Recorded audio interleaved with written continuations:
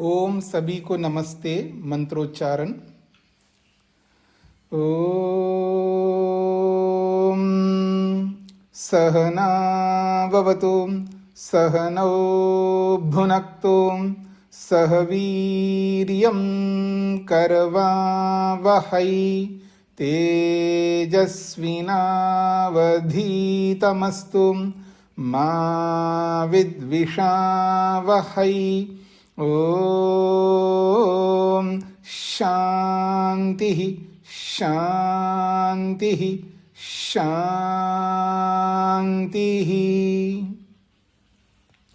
वेदांत दर्शन की कक्षा संख्या 73 है।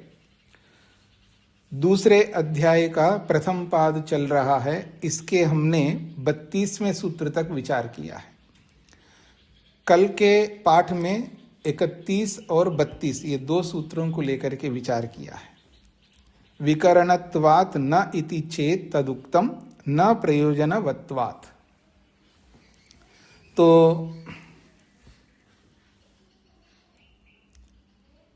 अनीता जी बताइए, विकरणत्वात् न इति चेत तदुक्तम क्या कह रहा है?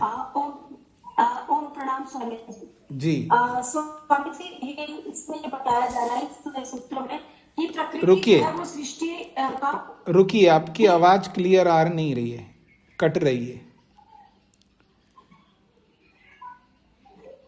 जी स्वामी जी हाँ बोलिए। अभी ठीक है? ओम बोलिए जी। तो इसमें इस सूत्र में कहा जा रहा है कि प्रकृति जो है वो सब असामर्थ्यों से युक्त है। प्रश्नकर्ता का ये प्रश्न है। प्रश्नकर्ता कह रहा है कि प्रकृति जो है वो सब सामर्थ्यों से युक्त है और परंतु परमात्मा जो है उसके पास कोई साधन नहीं है और इसलिए और वो तो बिना हाथ पांव के है। और उसने प्रश्नकर्ता का ये कहना है कि जब जैसे मिट्टी है तो मिट्टी जो है वो मिट्टी में जैसे ये दंड चक्र आदि सब उन सब साधनों से युक्त है, तो इसी प्रकार प्रकृति भी इन सब साधनों से इसी प्रकार प्रकृति भी साधनों से युक्त है। तो वो सृष्टि की जो निर्माण के लिए उसे की अन्य साधनों की आवश्यकता नहीं है। तो इसके लिए इस सूत्र में जो है वो प्रमाण दिए गए, जैसे सपर्यागात प्रश्नकर्ता ने ये प्रमाण दिया कि सपर्यागात शुक्रम अकायम। तो ये दिया कि जो ये सृष्टि प्रकृति है, परमात्मा जो है वो काया रहित है, उसका कोई शरीर नहीं है। तो इस प्रकार का प्रमाण दिया, तो वो सृष्टि की रचना कैसे कर सकता है? तो इसके उत्तर में सिद्धांति ने कहा कि परमात्मा की जो सर्वशक्तिमत्ता है वो ही उसके साधन है। वो साधनों के बिना भी सृष्टि का जो निर्माण है उसको कर सकता है। तो उसके लिए फिर प्रमाण रुकिएगा। आप बहुत ज्यादा बता रहे हो। ये सब बातें इस सूत्र में नहीं कही है। जो मुख्य बात है वो आपने अभी तक बताया नहीं। तो अब मैं दूसरे से पूछ रहा हूं मैं। आप माइक बंद करके रखिएगा। मुख्य बात बतानी होती है कि सूत्र कहना क्या चाहता है, इसका भाव क्या है। वो ना बता करके आप उन बातों को बता रहे हो जो पीछे के पाठों की बातें। तो आइए मैं किसी और से पूछता हूं। सुवीरा जी बताइए, क्या कहता है सूत्र?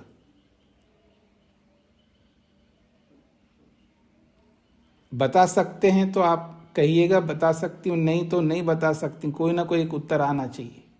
मैं असमर्थ हूँ जी, कोई बात नहीं है। तो उमेश जी बताइए। नमस्ते स्वामी जी। जी।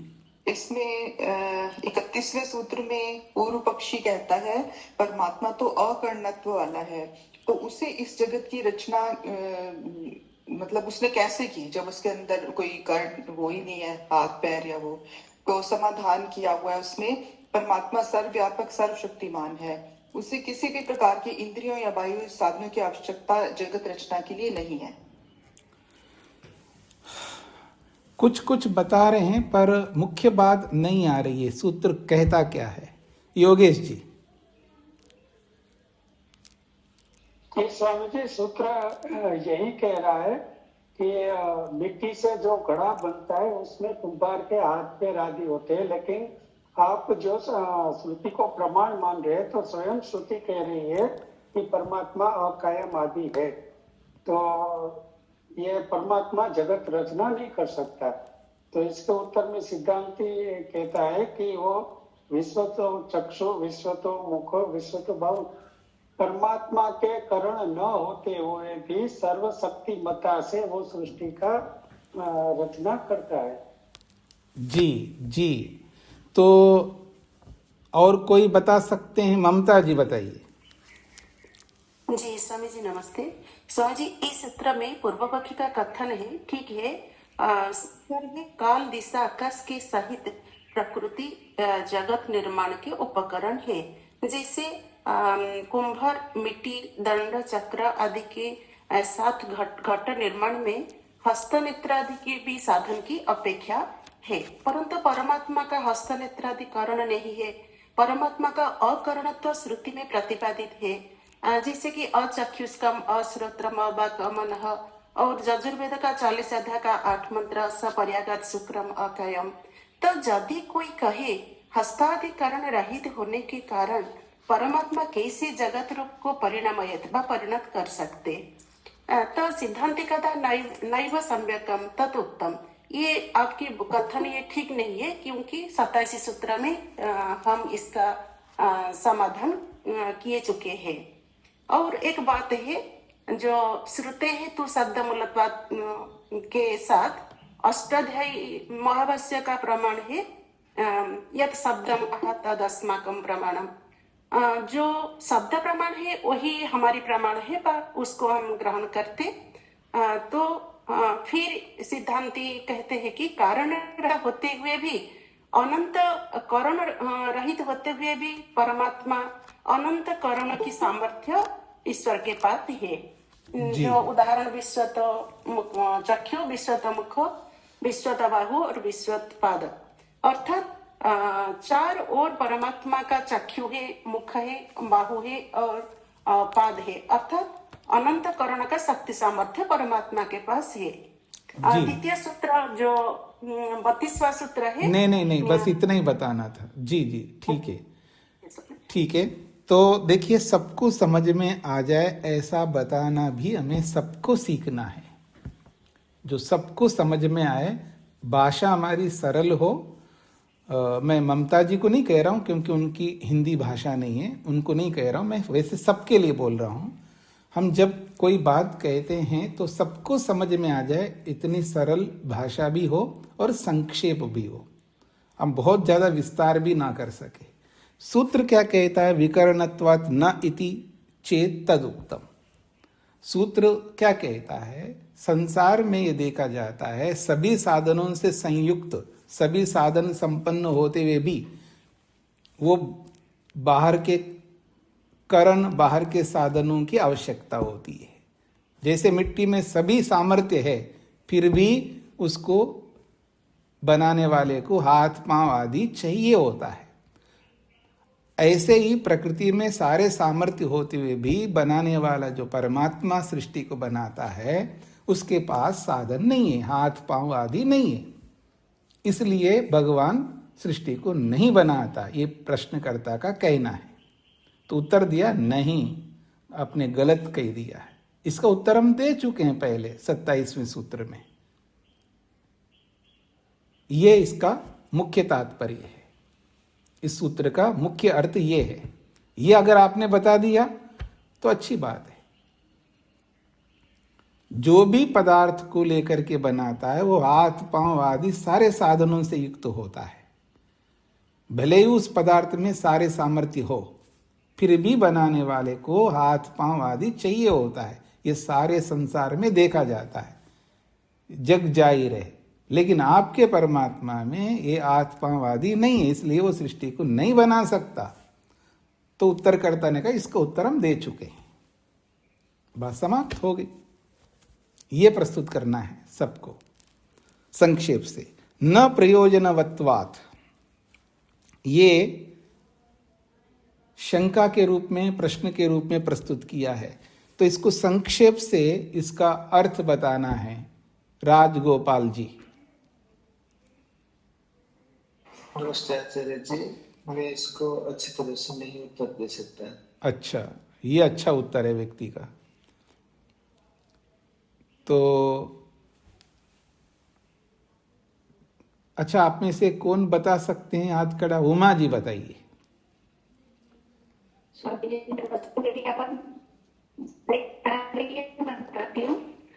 नहीं, आपका माइक ठीक नहीं है।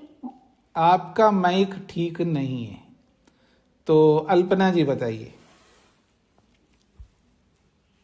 नमस्ते स्वामी जी। जी। स्वामी जी, इस सूत्र में कहा कि परमात्मा का सृष्टि से कोई प्रयोजन नहीं है, इसलिए वो सृष्टिकर्ता नहीं हो सकता, क्योंकि लोक में ऐसा देखा जाता है कि प्रयोजन होने पर ही हम किसी चीज कोई कार्य को करते हैं। तो परमात्मा का सृष्टि से कोई प्रयोजन नहीं है, इसलिए वो सृष्टिकर्ता नहीं हो सकता। जी, ये संक्षेप में इसका अर्थ हुआ है कि न प्रयोजनवत्वा, दुनिया में कोई भी कुछ करता है तो उसके पीछे कोई ना कोई प्रयोजन होता है। मंद व्यक्ति भी, मंद बुद्धि भी बिना प्रयोजन का कोई काम नहीं करता। जब ऐसा सारा संसार में देखा जाता है तो परमात्मा का तो कोई प्रयोजन नहीं है। जब प्रयोजन ही नहीं तो वो सृष्टि क्यों बनाएगा? नहीं बना सकता, और उसका प्रमाण भी दिया है। अब इसका समाधान किया जा रहा है समाधत्ते।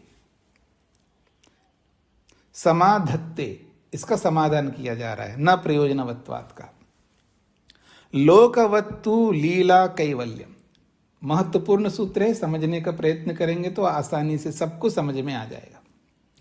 लोकवत्तु, लोकवत अलग और तू अलग है, फिर लीला कैवल्यम। लीला शब्द का प्रयोग बहुत होता है, ये ईश्वर की लीला है, और इसी लीला का ही पर्यायवाची के रूप में एक दूसरा शब्द का प्रयोग आता है कि ईश्वर की माया है। ये सब कुछ ईश्वर की माया है। माया, लीला, ये उस अर्थ में पर्यायवाची है। तो कहते हैं लोकवत तू लीला कैवल्य। सत्यम, सत्यम का मतलब आप सही कह रहे हो, बिना प्रयोजन के कोई भी कुछ नहीं कर सकता। सत्यम, आपकी बात सही है। तस्य परमात्मनो न किमपि स्वकीयम प्रयोजनम जगत रचने। आप बात सही कह रहे हो, सत्यम। तस्य परमात्मना, उस परमात्मा का, न किमपि स्वकीयम प्रयोजनम जगत रचने, जगत को बनाने में, सृष्टि रचना में उस परमात्मा को कोई भी अपना प्रयोजन नहीं है। किंतु प्रयोजन ना होते हुए भी, किंतु लोकवत, लोकवत का मतलब है जनवत। लोक शब्द का एक अर्थ मनुष्य भी होता है, तो लोकवत का अर्थ किया जनवत, मनुष्य के समान। बहुत सारे ऐसे मनुष्य होते हैं उनका प्रयोजन दिखता नहीं है, फिर भी वो उपकार करते हैं। ये लोक में जैसा चलता है उसको लेकर के बता रहे हैं, क्योंकि इसके अतिरिक्त और कोई उदाहरण नहीं मिलेगा आपको। लोक को हटाएंगे तो कहां से लाओगे उदाहरण? तो आपको लोक का उदाहरण ही देना होगा। तो कोई, बहुत सारे लोग ऐसे होते हैं जिनका प्रयोजन बिल्कुल नहीं दिखता है, फिर भी वो उपकार करते हैं। तो लोकवत अर्थात जनवत, मनुष्य के समान। तस्य लीला प्रदर्शनम, तस्य उस परमात्मा का तो बस लीला का प्रदर्शन मात्र है। लीला प्रदर्शनम केवलम भवति, उसको अपना लीला का प्रदर्शन करना ही मात्र होता है। यथा ही, जैसा कि महात्मनः स्वप्रभाव प्रदर्शनम लोक हितार्थम कुर्वन्ति। महात्मना, बहुत बड़े बड़े महात्मा लोग होते हैं। महान चासो आत्मा महात्मा, जिसकी आत्मा महान होती है, जिसकी आत्मा महान होती है। अब आत्मा का महान होने का अभिप्राय समझना है हमें।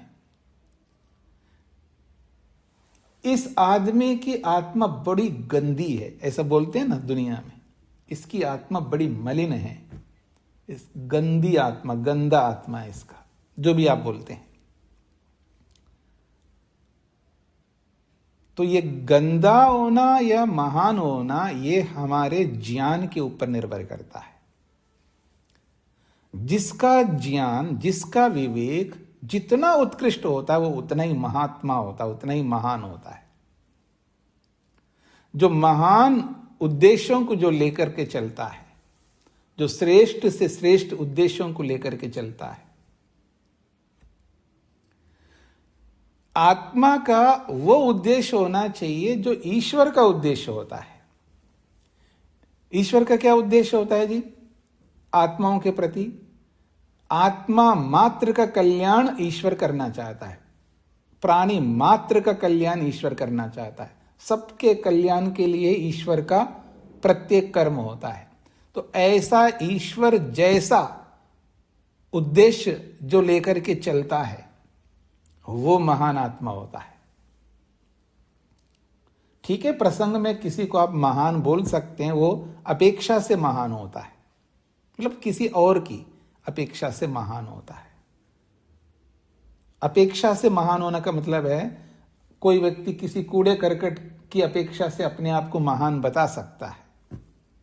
अत्यंत चोरी करने वाले को देख के, अत्यंत डाका करने वाले को देख के, अत्यंत झूठे को देख करके, जो कम झूठ बोलने वाला, कम चोरी करने वाला, वो अपने आप को महान बता सकता है, ये अपेक्षा से है। पर यहां जो अपेक्षा वो निरपेक्ष है। निरपेक्ष का मतलब यह है कि जैसा ईश्वर का उद्देश्य है वो किसी भी आत्मा को दुख नहीं देना चाहता है, सबका कल्याण करना चाहता है। ये अलग बात है कि कोई कर्म करे ही ऐसा तो दुख देना ही पड़ता है न्याय के कारण से, वो एक अलग बात है। लेकिन सबको सुख देना ही उसका एकमात्र उद्देश्य है, आत्मा मात्र को सुख देना उद्देश्य है। तो जैसा ईश्वर का उद्देश्य होता है वैसा ही ईश्वर जैसा उद्देश्य को जो लेकर के चलता वो है महान आत्मा। वो साधारण नहीं होता है, वो प्राणी मात्र को मित्र की दृष्टि से देखने वाला होता है। एकत्व मनुपश्यता, वो एक जैसा देखता है जैसा वेद कहता है। तो ऐसे व्यक्ति के मन में कोई मोह, कोई शोक नहीं रहता है। तत्र को मोह कह शोका एकत्व मनुपश्यता, उसके अंदर ना मोह होता है अर्थात अविद्या नहीं होती है। यह मोह शब्द अविद्या का प्रतीक है। उसके अंदर अविद्या कार्य नहीं करता या नहीं कर सकती, अविद्या अर्थात अविद्या होती नहीं है। और जहां अविद्या नहीं होती वहां शोक भी नहीं होता, वहां दुख भी नहीं होता है। तो ऐसा जो आत्मा होता है वो महान आत्मा होता है। तो ऐसे जो महान आत्मा लोग होते हैं वो क्या करते हैं? स्वप्रभाव प्रदर्शनम, वो अपने प्रभाव का प्रदर्शन करते हैं, अर्थात अपनी योग्यता को प्रदर्शित करते, प्रकाशित करते। प्रदर्शन का मतलब है प्रकाशित करना। अपने अंदर जो योग्यता होती है उसका प्रकाश करना होता है। आदमी अपनी योग्यता को लेकर के डूब जाता है, मर जाता है, प्रकाशित ही नहीं करता, सामने लाता नहीं है। जैसे कंजूस लोग होते हैं ना जी, कंजूस लोग होते हैं धन के विषय में, कपड़ों के विषय में, मकान के विषय में, साधनों के प्रति कंजूस होता है व्यक्ति। न खुद खाता है ना दूसरों को खिला सकता है, न खुद उस मकान में रहता, ना दूसरे को चलो इसी को रख देते कोई बात नहीं। ऐसा जो कंजूस आदमी होता है ना, वो अपनी योग्यता को ले डूबता है, मर जाता है। पर महान आत्मा ऐसा नहीं होता, अपनी जो भी योग्यता है उसको प्रकाशित करते हैं, अर्थात सर्व कल्याण के लिए अपनी योग्यता को लगा देते हैं, न्योछावर करते हैं। वो परवाह नहीं करते हैं कि मेरा क्या होगा, अगर सब कुछ मैं इसको दे दूंगा तो मेरा क्या होगा। ऐसा भाव, ऐसा सोच, ऐसा विचार, ऐसी वृत्ति उनके मन में नहीं आ सकती। अगर मैं सब दे दूंगा तो मेरा क्या होगा जी, मैं कैसे जीऊंगा जी, मेरा क्या होगा, मेरे को कौन देखेगा, ऐसे भाव उसके मन में उत्पन्न ही नहीं हो सकते। तो ऐसे जो लोग होते हैं वो स्वप्रभाव प्रदर्शनम, अपने स्वभाव का, अपनी योग्यताओं को प्रदर्शित करते अर्थात प्रकाशित करते, सबके कल्याण के लिए लगाते हैं। इसलिए कह रहे हैं लोक हितार्थम कुर्वन्ति, वो लोक कल्याण के लिए अपनी सारी शक्तियों को, योग्यताओं को लगा देते हैं। न स्वार्थम, अपने स्वार्थ, अपने लिए, न स्वार्थम, वो अपने लौकिक सुख के लिए प्रयोग ही नहीं करते। वो उस सारे सामर्थ्य का, उस सारी योग्यता का लौकिक सुख को पाने के लिए बिल्कुल प्रयोग नहीं करते। न स्वार्थम, तथा ठीक उसी प्रकार से उस महान आत्मा के समान परमात्मा भी जगत रचयित्वा, जगत बना करके, कर्तृत्व आदि स्वभाव प्रदर्शनम, वो भी कर्तृत्ववादी, जो भी उसके अंदर स्वभाव है, यानी निर्माण करने का स्वभाव, दया करने का स्वभाव, ज्ञान देने का स्वभाव, जो भी उसके अंदर बहुत सारे स्वभाव है, उन सारे स्वभावों को प्रदर्शित करता है, अर्थात प्रकाशित करता है। एक प्रकार से अपने आप को उड़ेल देना। जैसे मेरी झोली में जो कुछ है वो सब उड़ेल दिया मैंने दूसरों के लिए, मेरे अंदर जो सामर्थ्य शक्ति सबके लिए लगा दिया। ऐसे ही परमात्मा कर्तृत्ववादी जितने भी उसके अंदर स्वभाव है, उन स्वभावों को प्रदर्शित करता है, प्रकाशित करता है, सबके लिए, सबके हित के लिए लगाता है। लोकवत करोति, जैसे लोक में महान आत्मा लोग करते हैं वैसा ही करता है। यत लोका लोकहितारो जनाः, यत जैसा कि लोका जो लोक है, अर्थात लोकहितारा जो लोक में रहने वाले हैं, कौन? जना, मनुष्य। लोका को खोला है लोकहितारा, लोक में रहने वाले जो मनुष्य हैं, वो जैसा करते हैं वैसे परमात्मा भी करता है। तस्य कर्तृत्व व्यापकत्व अनंतत्व विश्वात्मत्वादि गुणान अवलोक्य तम उपगच्छेयु। क्यों ऐसा प्रदर्शित करता है परमात्मा? अपने सारे स्वभावों को क्यों प्रकाशित करता है परमात्मा? आपको लगता है परमात्मा अपने सारे स्वभावों को प्रदर्शित करता है, प्रकाशित करता है? सृष्टि के माध्यम से ही तो करता है। ये जो सृष्टि बनाई है ना, इस सृष्टि के अंदर परमात्मा ने अपने सारे का मतलब अपने स्वभावों को रख दिया। ये अलग बात है, हम देख नहीं पाते। जैसे किसी आदमी को जब डॉक्टर देखता है ना, उसकी दृष्टि अलग होती है। जब डॉक्टर किसी आदमी को देखता है, उसकी बिल्कुल नजरिया अलग होती है उसको देखने की। जब उसके हॉस्पिटल में जब आप जाएंगे, डॉक्टर के सामने खड़े होंगे, तो जब आपको वो देखता है तो उसकी नजर, उसकी दृष्टि अलग होती है। तो ऐसे जब सृष्टि को देखेंगे ना, तो उस नजरिया से देखो जिस नजरिया से देखने की आवश्यकता है, तो आपको ईश्वर के सारे स्वभाव दिखाई देंगे उस सृष्टि में।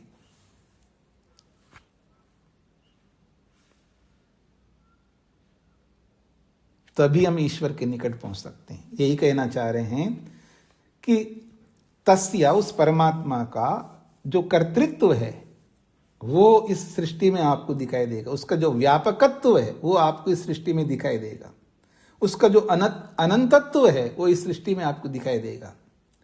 विश्वात्मा, वो विश्व का आत्मा है, सबके अंदर विराजमान है, ये उसके अंदर आपको, और आदि से बाकी बहुत सारे गुणों को ले सकते हैं।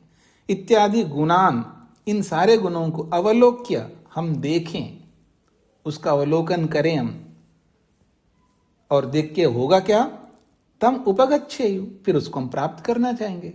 इतना सुंदर, इतना उत्कृष्ट, इतना श्रेष्ठ स्वभाव वाला जब मेरे सामने विद्यमान हो, तो उसको प्राप्त करने की तो इच्छा उत्पन्न हो ही जाएगी। इसलिए तम उपगच्छेयु, फिर उसको प्राप्त करेंगे।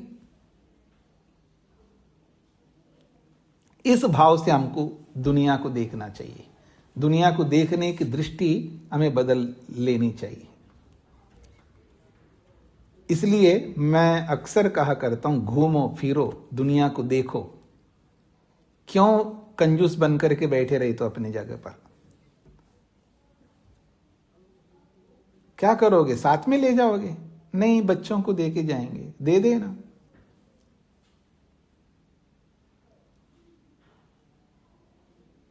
अच्छा एक बात बताइए, बच्चों को देना मना नहीं कर रहा हूं, देना चाहिए क्योंकि बच्चे आपके ही है, लेकिन आपका भी तो भाग होता है, वो आप अपना भाग भी उन्हीं को दे देते हो।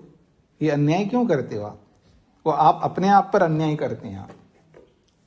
खैर, तो दुनिया को देखने की दृष्टि होनी चाहिए, तो निश्चित रूप से हम ईश्वर के निकट जा सकते हैं। अब दूसरा अर्थ कर रहे हैं यद्वा लोकवत लीला कैवल्यम। लोकवत लीला कैवल्यम। अब जो लीला कैवल्यम जो शब्द है ना, इसको समझाना चाहते हैं भाष्यकार। कैवल्यस्य लीला लीला कैवल्यम।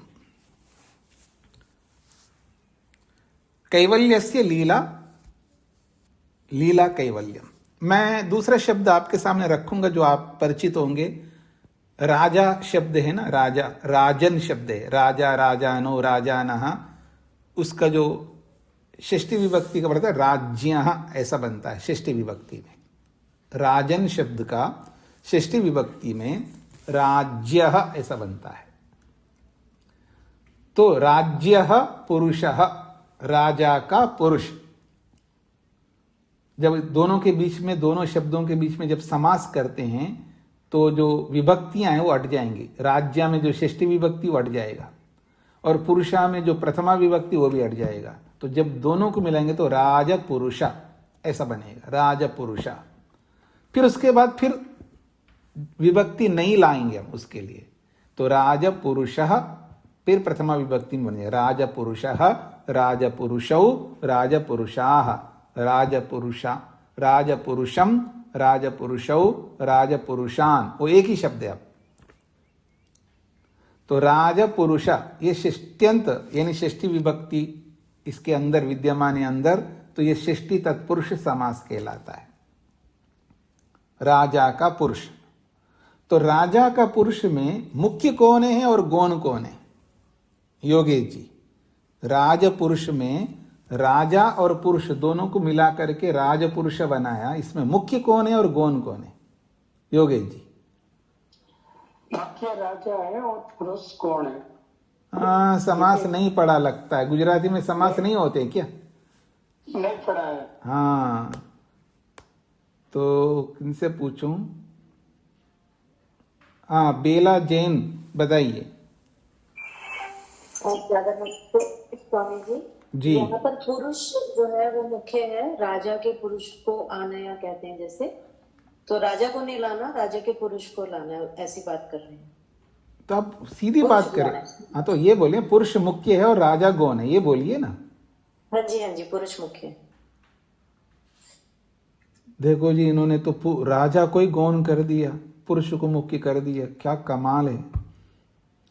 तो ये समास समझ में जब आता है ना, तो ये अर्थ निकलता है कि राजा पुरुषा में देखने को तो ऐसा लगे राजा मुख्य है, पर राजा मुख्य नहीं यहां पर, जैसा कि बेला जी ने बोला है। क्योंकि राजा का पुरुष है तो पुरुष मुख्य है, राजा गौण है। और जो गौण होता है ना, उसको पहले रखते हैं। ये व्याकरण का एक नियम है, जो उपसर्जन कहते उसको गौण कहते। जो गौण होता है ना, उसको पहले रखते हैं और जो मुख्य होते हैं उसको बाद में रखते हैं। एक नियम है व्याकरण का, वो उस पूरे व्यापकता में नहीं जाएंगे, बस इतना ही समझना है। जो गौण होता है उसको पहले रखते हैं, जो मुख्य होता है उसको बाद में रखते हैं। इसलिए राजा पुरुषा कहा है। तो जैसे राज पुरुषा है, वैसे ही यहां पर कैवल्यस्य लीला कैवल्य लीला ऐसा होना चाहिए। कैवल्यस्य लीला कैवल्य लीला ऐसा होना चाहिए, लेकिन इन्होंने लीला कैवल्यम बना दिया। यानी मुख्य और गौण, कैवल्य की लीला। तो कैवल्य गौण है और लीला मुख्य है यहां पर। तो इसको पहले रहना चाहिए लेकिन बाद में इसको बाद में रहना चाहिए लेकिन पहले रख दिया। तो कैवल्यस्य लीला लीला कैवल्यम ऐसा बनाया, और बनाना चाहिए कैवल्य लीला ऐसा बनाना चाहिए था। इसी बात को समझा रहे हैं यहां पर। यह भाषा संबंधी बात है। तो कैवल्य से लीला, ये षष्ठी तत्पुरुष समास बन रहा है। तो कैवल्य लीला होना चाहिए, जबकि इन्होंने बनाया लीला कैवल्यम। सूत्र में वैसा ही है ना, लीला कैवल्यम। ऐसा क्यों है? तो इसके लिए भी कुछ नियम होते हैं, इसको कहते हैं विकल्प। इसमें कुछ विकल्प नियम होते हैं, और इस नियम को यहां अष्टाध्यायी के माध्यम से बता रहे हैं। राजदंतादिषु परम, इस सूत्र के माध्यम से परनिपातः, अर्थात ये जो कैवल्य लीला होने की जगह ये जो कैवल्य जो गौण है उसको परनिपातः, उसको बाद में रख दिया इन्होंने। परनिपात उपसर्जनस्य, उपसर्जन को अर्थात गौण को ही बाद में रख दिया और मुख्य को पहले रख दिया। नियम ये होना चाहिए, मुख्य को बाद में रखना चाहिए, गौण को पहले रखना चाहिए। लेकिन एक ऐसा सूत्र आया है वो बताता है कि जो गौण है उसको बाद में कर दो, ये विकल्प दिया है। तो इसलिए लीला कैवल्यम बना दिया इन्होंने। होना चाहिए कैवल्य लीला होना चाहिए, लेकिन लीला कैवल्यम बना दिया। ये व्याकरण के नियम है। इसी बात को यहां पर समझाया है। यहां इतनी सी बात है, ये भाषा संबंधी बात को ये प्रसंगवश बता दिया इन्होंने। ये बात समझ में आ गई जी सबको? जैसा मैंने बताया वैसा ही समझना है। ऐसा क्यों किया इसमें दिमाग लगाओगे तो नहीं समझ में आएगा। बस इतनी बात समझनी है आपको। जैसे राजपुरुषा में पुरुष मुख्य है, वो बाद में है, और जो गौण है वो पहले है। तो गौण को पहले रखा है, मुख्य को बाद में रखा है, ऐसा शब्द बनते हैं अमूमन। लेकिन यहां उसका उल्टा बना दिया। बस इतना ही समझना है आपको। क्यों ऐसा रखा है इसमें नहीं जाना है, इसमें इसलिए नहीं जाना, यह आपका विषय नहीं है। ये व्याकरण समझने वाले ही समझ सकते, बाकी लोग कोई नहीं समझ सकते। तो आगे बढ़ता हूं जी मैं। कैवल्यस्य मोक्षस्य लीला मोक्षं प्रति श्लेषयित्री द्रावयित्री वा जीवात्मानं तथा भूता सा एषा जगत रचना। अब कहते हैं कैवल्यस्य मोक्षस्य, कैवल्य कहते हैं मोक्ष को, तो मोक्षस्य लीला, मोक्ष की लीला है। ये जो भगवान ने जो सृष्टि बनाई वो मोक्ष की लीला है, अर्थात मुक्ति के लिए बनाया। ये सारा जो प्रपंच किया उन्होंने, जगत का रचा है, इस जगत को रचने का मात्र एक ही उद्देश्य है, मोक्ष को प्राप्त कर सके। तो मुक्ति को प्राप्त करने की इतनी बड़ी लीला रची है परमात्मा ने। तो कैवल्यस्य अर्थात मोक्षस्य लीला, ये मोक्ष की लीला है। अर्थात मोक्षम प्रति, मोक्ष के प्रति श्लेषयित्री, आपको झुका रहा है। ये जो संसार जो है ना, मोक्षम प्रति, मोक्ष के प्रति श्लेषयित्री, श्लेषयित्री का मतलब है झुकाने वाली है। ये जो सृष्टि है, ये सृष्टि आपको मोक्ष की ओर झुकाती है, अनायास आपको मोक्ष की ओर ले जाती है। अब मोक्ष की ओर सृष्टि कैसे ले जाएगी? आप अपनी दृष्टि बदलोगे तो ले जाएगी, दृष्टि नहीं बदलोगे फिर बिल्कुल नहीं ले जाएगी, विपरीत ले जाएगी आपको। मतलब खाओ पियो मौज करो वाला, खाओ पियो और मौज करो वाली दृष्टि लाओगे ना, तो फिर तो आपको ये सृष्टि आपको मुक्ति की ओर नहीं ले जा सकती। फिर आपको खाओ पियो मौज करो यही दुनिया है।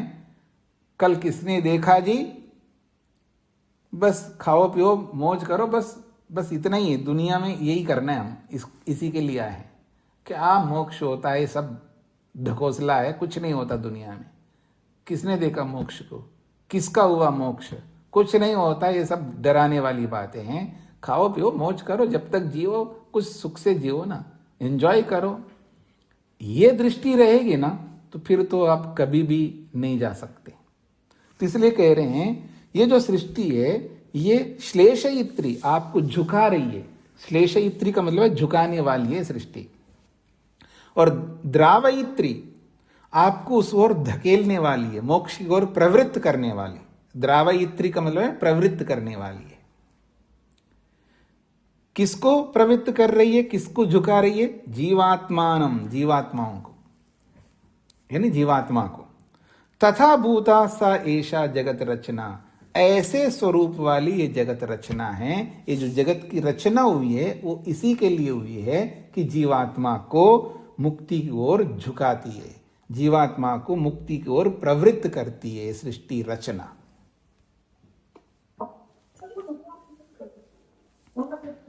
माइक बंद करके रखिए।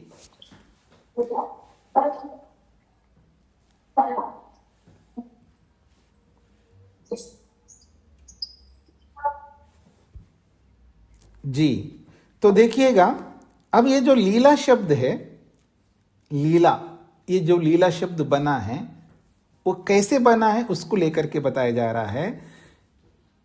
लीश्लेषणे, ये धातु है अष्टाध्यायी में, अर्थात व्याकरण की भाषा में जो शब्द बनते हैं उसकी प्रकृति होती है, उसका रॉ मटेरियल होता है।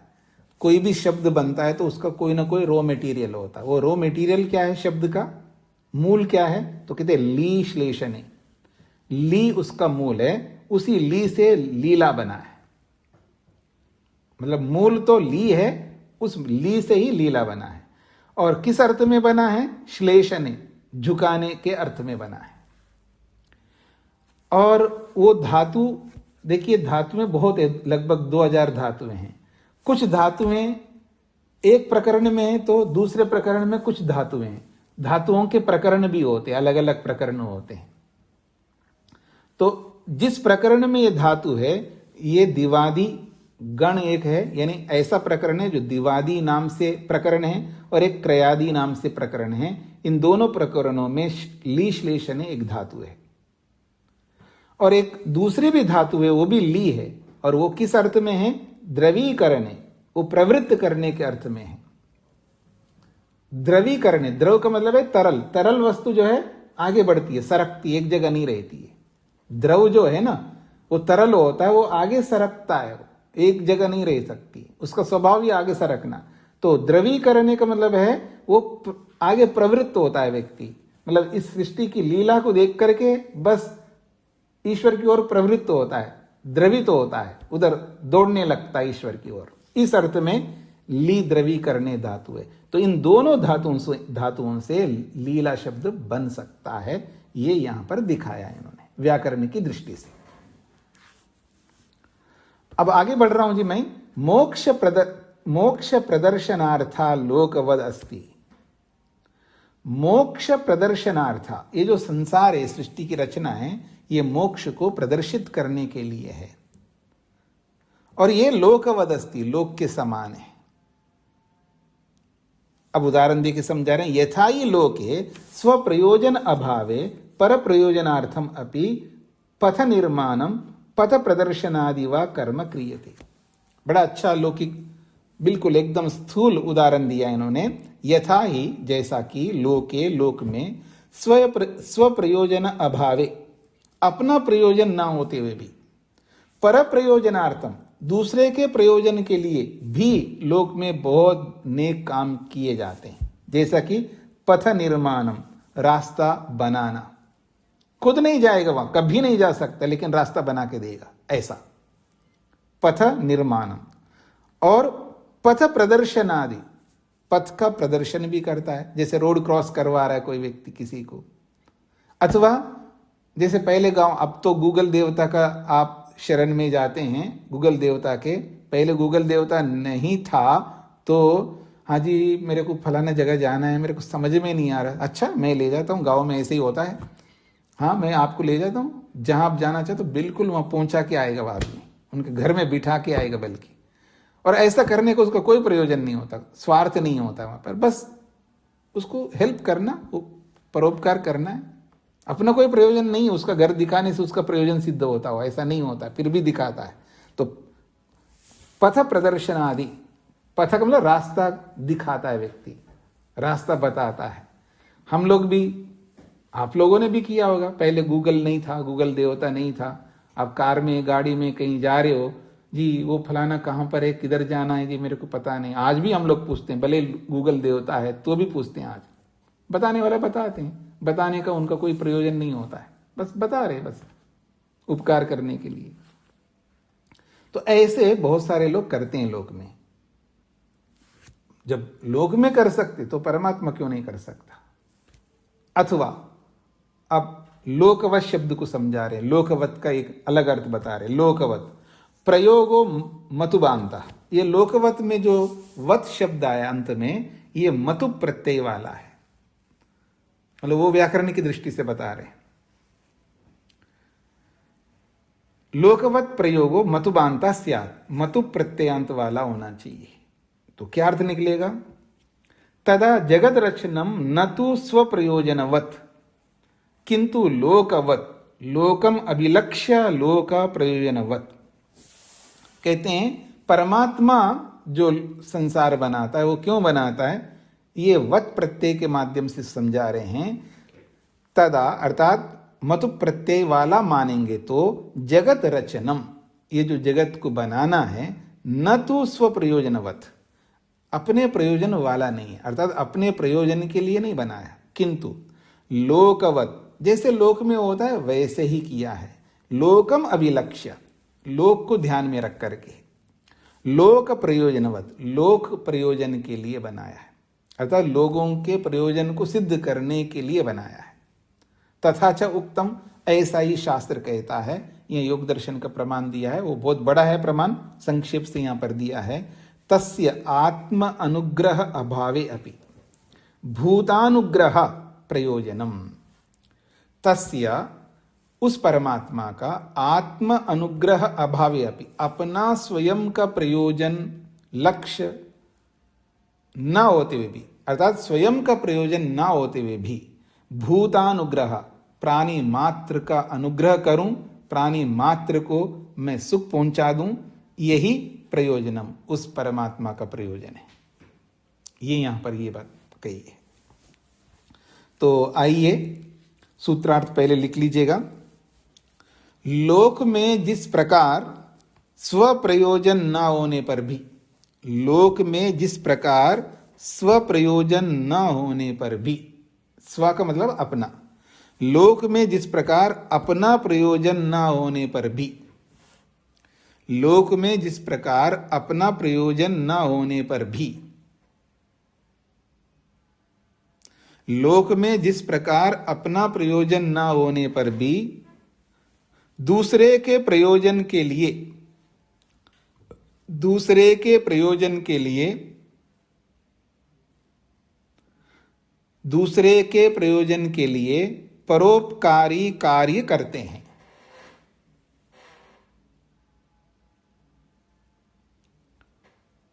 दूसरे के प्रयोजन के लिए परोपकारी कार्य करते हैं, दूसरे के प्रयोजन के लिए परोपकारी कार्य करते हैं।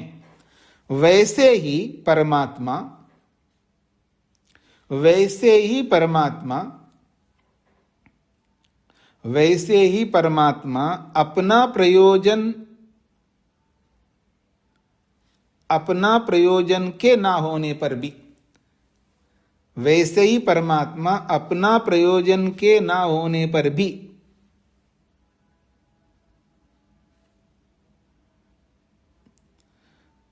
वैसे ही परमात्मा अपना प्रयोजन के ना होने पर भी आत्माओं को मोक्ष की ओर प्रवृत्त करने के लिए, आत्माओं को मोक्ष की ओर प्रवृत्त करने के लिए, आत्माओं को मोक्ष की ओर प्रवृत्त करने के लिए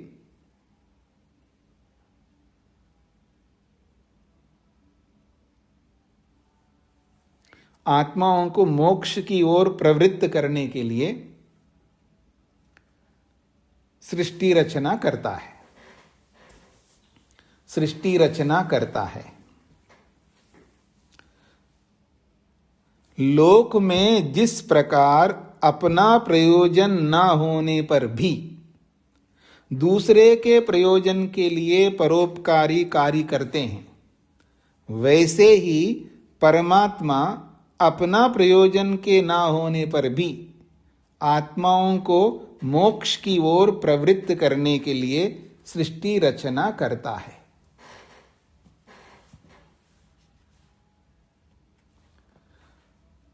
ठीक हो गए जी। सरला जी को क्या पूछना है? जी स्वामी जी, ये श्लेषण का अर्थ हिंदी वर्ड नहीं समझा है, दूसरा हिंदी। श्लेषणे का मतलब है झुकाने वाली। जैसे आपके सामने बहुत सारा धन है, आपके सामने बहुत सारा धन है और अपॉर्चुनिटी है, उस धन को आप पा सकते हैं, ठीक है ना। तो आप उस धन की ओर बढ़ते हो, यही झुकना है। झुकना का मतलब है जैसे वैसे झुकने का अर्थ जैसे मैं ऐसा कर रहा हूं, ये भी झुकना है, ऐसा कर रहा हूं ये भी झुकना है, आगे ऐसा कर रहा हूं ये भी झुकना है, ऐसा कर रहा हूं शरीर से जैसा भी हम मैं करूंगा ये भी झुकना है। ये झुकना तो सभी जानते हैं, लेकिन आप मुक्ति की ओर झुक रहे का मतलब है आप मुक्ति की ओर बढ़ रहे हैं, यही झुकना कहलाता है। ये ऐसा भी कह सकते हैं जैसे द्रवीकरण है, आप द्रवित हो रहे हैं मुक्ति के लिए, अर्थात सरक रहे हैं, मुक्ति की ओर प्रवृत्त हो रहे हैं, मुक्ति की ओर चल रहे हैं। तो दोनों का एक ही अर्थ है, द्रवीकरणे का और श्लेषणे का अर्थ एक ही है, पर धातुएं अलग अलग है, अलग अलग प्रकरण के हैं। ठीक है स्वामी जी, सुदेशना जी को क्या कहना है? स्वामी जी नमस्ते जी स्वामी जी, जैसे हमारा परिवार में अगर कोई पूजा कुछ करते हैं और लोगों को खिलाते हैं पिलाते हैं, तो अगर हमको बुलाते हैं तो वहां पर जाके हमको सहायता करना चाहिए? नहीं, कौन सी पूजा? जैसे मूर्ति पूजा कुछ करते हैं या कुछ पूजा त्योहार सब करते हैं, हाँ, तो उसमें जो हमको बुलाते हैं, हम तो मूर्ति पूजा तो नहीं करते और नहीं मानते, लेकिन जो बुलाते हैं परिवार में, वहां पर जाना चाहिए कि नहीं चाहिए? परिवार का मतलब है आपके रिलेटिव्स। हाँ, रिलेटिव। हाँ, तो ऐसी क्रिया में जाने को जा सकते हैं, लेकिन आप उसमें कुछ भी नहीं कर सकते, नहीं करना चाहिए, क्योंकि आपको रिश्तेदारी निभाना है।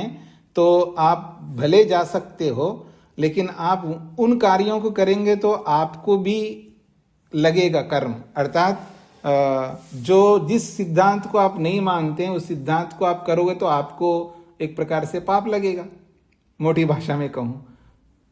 और कोई इतना अपने आप को धैर्य रखता है, परवाह नहीं करता है, तो ना जाए, अच्छा है। लेकिन जाना, आज के परिप्रेक्ष्य में जाना चाहिए, ताकि जाओ लेकिन इन्वॉल्व नहीं होना, बस खा पी करके आ जाना, ताकि जब आप हवन करें, जब आप कोई ऐसा सत्संग करें, तो जब आप बुलाए तो वो भी आ जाए। इसके लिए आपको जाना चाहिए। मेरी बात को सभी लोग अन्यथा ना लीजिएगा। यदि कोई व्यक्ति आपके, क्योंकि आप समाज में रहते हो, अड़ोस पड़ोस में रहते हो, तो आपके पड़ोसी अगर आपको बुलाता है जी हमारे यहाँ जगराता है आ जाओ, तो आप जाइए। आप गाइएगा मत, आप बैठ करके अपना ध्यान करिएगा, मन मन में कुछ भी करिएगा, जाइएगा। इसलिए जाना है ताकि जिस दिन आप सत्संग करोगे, जिस दिन आप हवन करोगे, उसमें बुलाएंगे तो वो आएगा, और उसको बुलाना ही चाहिए। आप उसको बुलाने के लिए आपको जाना भी पड़ता है। इसलिए ऐसा जा करके आप इन्वॉल्व, अर्थात इंटरनली इन्वॉल्व नहीं होना, एक्सटर्नली इन्वॉल्व होने में कोई आपत्ति नहीं। इसका एक्सटर्नली का मतलब आप भी पूजा करने लगो, आप भी ये सब क्रिया, ऐसा नहीं करना, बस उपस्थित दर्ज करना है। जैसे मैं आपको दूसरा उदाहरण दूं, जैसे शादियों में जाते हैं ना लोग, बस शगुन डाल करके आते हैं, न खाते हैं, न पीते हैं, न रहते हैं, बस शक्ल दिखाते हैं, शगुन डाल के आते हैं। ऐसा आपको जाके आना चाहिए। जी शकुंतला जी।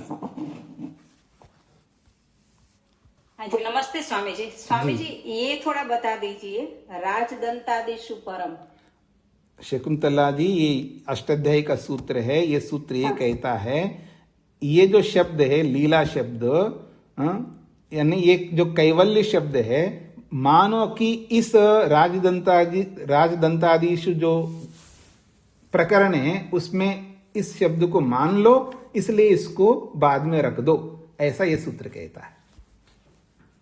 अब ये समझ में नहीं आएगा आपको, इसलिए इसके बारे में मत पूछिए, अष्टाध्यायी के बारे में। मैंने इसका अर्थ बता दिया। कुछ ऐसे शब्द हैं, उन शब्दों को राजदंतादि गण में, गण का मतलब होता है समुदाय, ऐसे समुदाय में बहुत सारे शब्द होते हैं, उस समुदाय में रहने वाले जो शब्द होते हैं वो पहले ना बैठ करके वो अंत में बैठेंगे। तो ऐसे ही ये जो कैवल्य शब्द है, इस शब्द को मान लो कि इसी समुदाय में है, इसलिए इसको बाद में रख दिया है, ऐसा ये सूत्र कहता है। ठीक है जी, ठीक है जी। हाँ जी, भारत जी को क्या कहना है?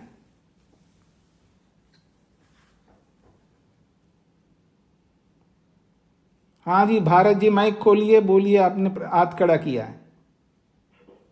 नमस्ते जी।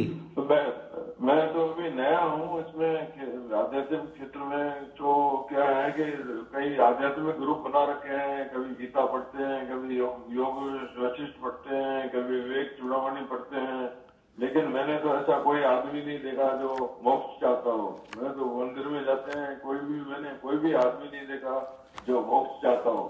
कोई बात नहीं, आप एक काम करिएगा, आप लगातार सुनते जाइए कक्षाओं को। हाँ, बस सुनिएगा, प्रश्न मत करना, सुनते जाइए। ये ग्रंथ पूरा हो गए तो जो भी ग्रंथ प्रारंभ होगा वो भी सुनते जाइएगा, तो धीरे धीरे धीरे आपको समझ में आ जाएगा। तो आपको समझ में आ जाएगा करना क्या है, क्या नहीं करना है, वो धीरे धीरे समझ में आएगा। आपका केवल एक ही काम है, सुनते जाना। जी। गायत्री जी को क्या कहना है? नमस्ते स्वामी जी। जी। स्वामी जी, हमारे घर में मंदिर है, उसके आगे बैठ कर जोत लाकर ओम फैसला कर लो, इसमें भी पाप होगा स्वामी जी? नहीं, मंदिर में बैठ करके ही क्यों करो? मंदिर में का मतलब है उसमें मूर्ति आदि हैं। हाँ, मूर्ति है, वो घर में है जो वे मूर्ति करे है स्वामी जी। अच्छा, वो करते हैं तो करें, आपको उसमें ज्योति जलाने की जरूरत नहीं, उसमें बैठ करके आप अपना ध्यान कर सकते हो। जी। तो एक प्रश्न और है स्वामी जी। जी। इसमें जो ये लीला कैवल्यम है, इसमें फिर लीला मुख्य होया और कैवल्यम गौण हो गया? हाँ जी, हाँ जी। मतलब लीला, मतलब बताना क्या चाह रहे, लीला को बताना चाह रहे हैं ना, तो जिसको बताना चाह रहा है व्यक्ति वही मुख्य होगा, क्योंकि रचना, सृष्टि रचना को बताना चाह रहे हैं, लीला को बताना चाह रहे हैं, तो जिसको बताना चाह रहे हैं वो मुख्य हो जाएगा। जब केवल्य को बताना चाहेंगे तो वो मुख्य हो जाएगा, वो अलग प्रसंग होगा। इस प्रसंग में लीला मुख्य है। जी। एक बात और है स्वामी जी। हाँ जी। स्वामी जी, आप यू पूछो हो ना, कल के पढ़ा था वो समझ मत आवा है, पढ़ भी लो, फिर वो शब्द जोड़कर बताना कोई नहीं आता स्वामी। कोई बात नहीं, आप जब बताना नहीं आता है तो सुन लिया करो और बताना सीख लिया करो। जब सीख लेंगे तब बता देना। सीखना भी तो है ना, बताना नहीं आता मान करके बैठे नहीं रह सकते ना हम लोग। कोई बात नहीं, आज बताना नहीं आता, आप सीखो, बताना कैसा होता है, बताना आना भी सीखना पड़ता है, और उसके लिए मेहनत करो, एक दिन आप भी बताना आ जाएगा आपको। जी। मैं आगे बढ़ता हूं जी। निर्मला जी। नमस्ते स्वामी जी। जी। जैसे आपने बताया कि जैसे जो महात्मा लोग हैं अपना स्वार्थ न करके जनहित करते हैं, तो परमात्मा भी जो है उसी तरह से जो है उसने अपना कर्तव्य निभाया है, तो उसको देख करके हम उसको प्राप्त करने का मतलब परमात्मा के गुणों को देखकर हम प्राप्त करें। हाँ, यही बताया जा रहा है, यही बताया जा रहा है। जी जी। सुभाषिनी जी। धन्यवाद स्वामी जी। सुभाषिनी जी बोलिए। स्वामी जी नमस्ते। हाँ जी। स्वामी जी, भूतानुग्रह का अर्थ क्या है? भूत का मतलब प्राणी और अनुग्रह का मतलब है भला, कल्याण। प्राणियों के कल्याण करना ही उनका प्रयोजन है परमात्मा का, अपना प्रयोजन नहीं है। लेकिन भूतानुग्रह, प्राणियों का अनुग्रह करना, प्राणियों का कल्याण करना ही उसका प्रयोजन है। ये है। ठीक है स्वामी जी। राजकुमारी जी। तो स्वामी जी नमस्ते। अभी चर्चा हो रही थी ना, आप वहां जाओ और वहां पर इन्वॉल्व ना होके वहां बैठ के आ जाओ, फिर वो जब हमारे यहाँ आएंगे वो भी तो ऐसे करेंगे ना।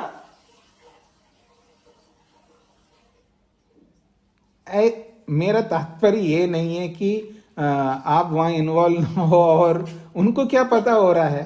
हाँ, बस केवल उनको शक्ल दिखा के आ जाओ। जब आप बुलाओ तो आपके यहाँ जब अच्छी अच्छी बातें बताएंगे वहां, हाँ, तो अपने आप सीखेंगे। यहाँ वहां पर सीखने वाली बात नहीं होती है ना, वहां तो जड़ बनने वाली बात है। खुद को भी, आपको भी जड़ बना देंगे। और यहाँ पर केवल हवन नहीं करना है आपको, हवन का एक एक बात समझाना है आपको। जो भी आप सत्संग करते हैं, हवन करते हैं, उसको केवल क्रिया मात्र नहीं करना है, इसको अर्थ सहित अच्छे ढंग से एक्सप्लेन करोगे, समझाओगे, तो वो अपने आप स्वीकार करेगा। अच्छी बातों को कोई भी स्वीकार करता है। हाँ, ये तो ठीक कह रहे हो, धन्यवाद स्वामी जी। हाँ जी, युधिष्ठिर जी।